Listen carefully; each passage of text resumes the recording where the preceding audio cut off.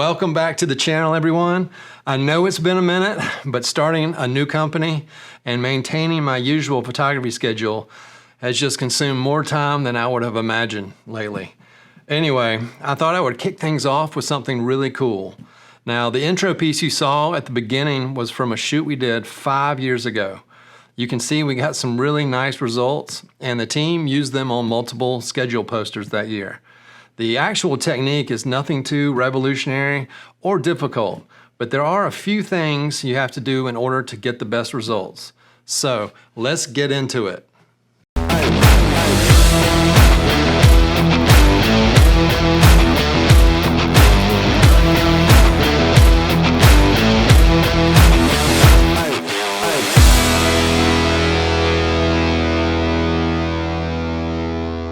Okay, before we jump to the setup, I just wanted to discuss front and rear curtain shutter modes with flash, just for those of you who might not be familiar.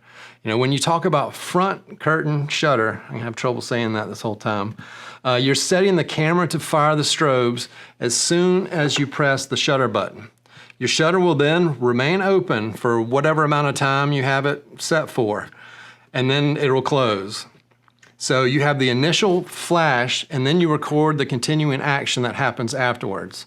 Now, a rear curtain shutter is exactly the opposite. So your shutter opens as soon as you press the shutter release button. You record the action happening, and then it fires the strobes right before it closes, which freezes the action.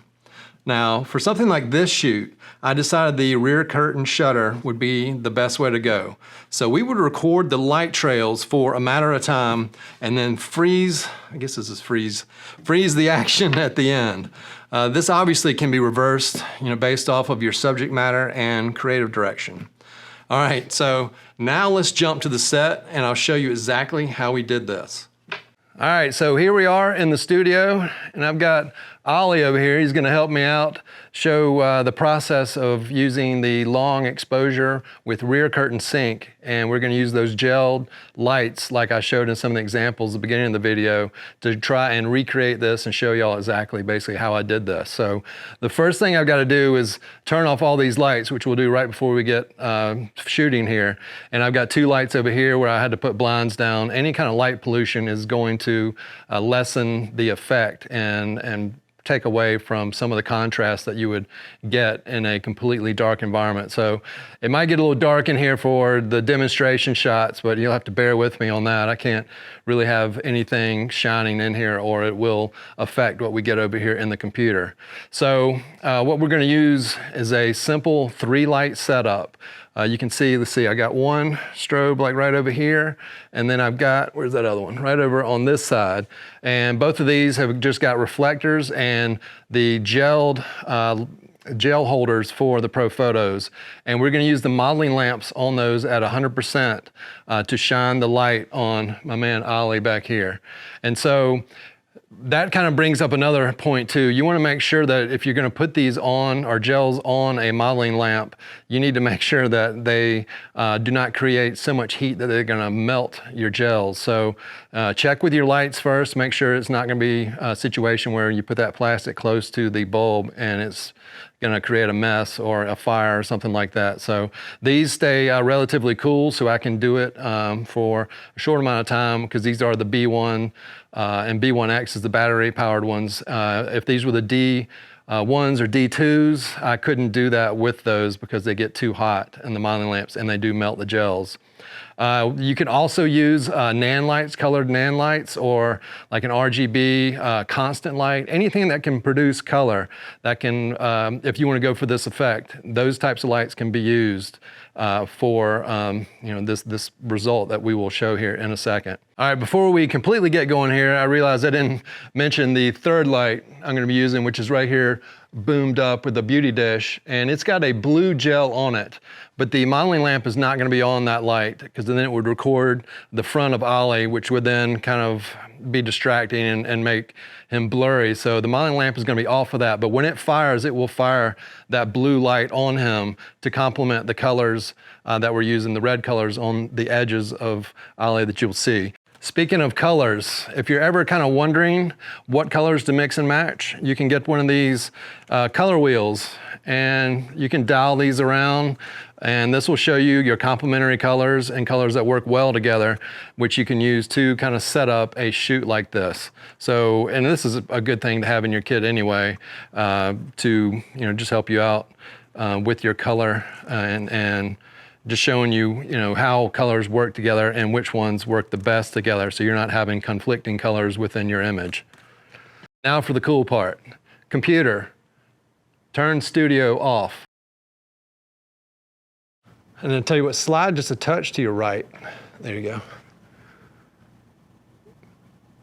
Ready, and go. There it is. That is cool.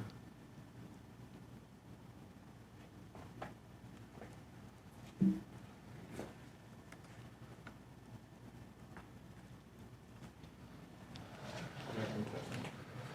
gonna bring this light up a little bit now that you're not wearing a hat.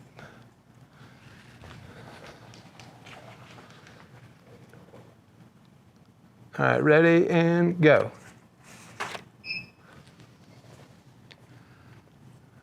Oh yeah. Let's do one where you just kind of stroll, like, you can do your arms or whatever, but like just kind of coming, maybe it's like you're doing the flash like we did a little bit earlier. Okay. All right, ready, and go. Nice.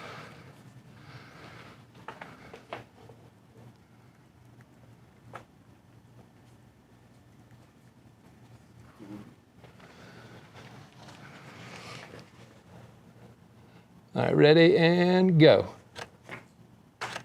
Nice. There we go. That one's pretty sweet right there. Mm-hmm. I know that was kind of dark, but I hope y'all are able to get a sense of how this works. Now, a few pointers I want to share when doing this would be to have a bit of a plan regarding the movement that you're wanting to capture in front of the camera. For the football players, we use their positions as a reference for what we ask them to do. Secondly, mix up your shutter speeds to see what happens. Depending on what we're trying to capture, I bounce from around a half a second to a full second on some of these images. The cool thing is, with every frame, it's going to be something different. Oh, and here's the way these pro photos. Let's see if you can see that. Here's the way these pro photos can be gelled. This little thing right here. And they actually come in kits. I've got a kit here too. And with each color, you've got these little numbers here for the f-stops of light that you're gonna have to account for when you put these in front of your lights.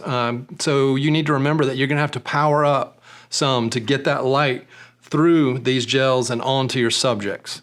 Now, I'm showing these fancy ones from ProPhoto, but you can get sheets of gels, tape them over your lights, and they will do the exact same thing. Two things with the camera.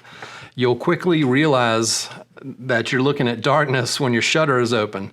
So plan for the movement with your framing. Meaning, give yourself enough room in the frame so you can easily keep your subject in there. Also, you will lose autofocus after you press the shutter. So set your focus for where the action ends, and then set your camera to manual. This plays more into movement that's coming toward you or away from you. And if you're doing more of a side-to-side motion, you really don't need to worry with focus, and you can probably just keep it on auto. Lastly, during my shoot with the team, I did have one more light boomed overhead that was also gelled blue. And before someone asks, the retouching on these is really simple. With these images, at least for me, it's just a matter of adjusting the contrast and maybe some final tweaking of the colors if needed.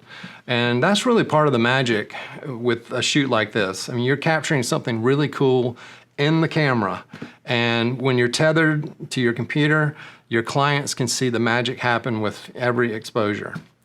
All right, so there you have it. Rear curtain sinking with gelled lights to make some kick-ass work. So if you feel like this video is worthy, please hit that like button down there. Supposedly it helps the algorithm, and hopefully some other photographers will find me here on this channel. If you are new here and want to see more content just like this, hit that subscribe button down there. In the meantime, you can find me on social media at QuantzPhoto on Instagram and Twitter. Also, share this video. If you know some other photographers that could use this information, please feel free to share it. I forget that, I guess say that in the videos. I don't know if it helps or not, but anyway. In the meantime, y'all stay safe and healthy out there, and I hope to be here again soon in the next one.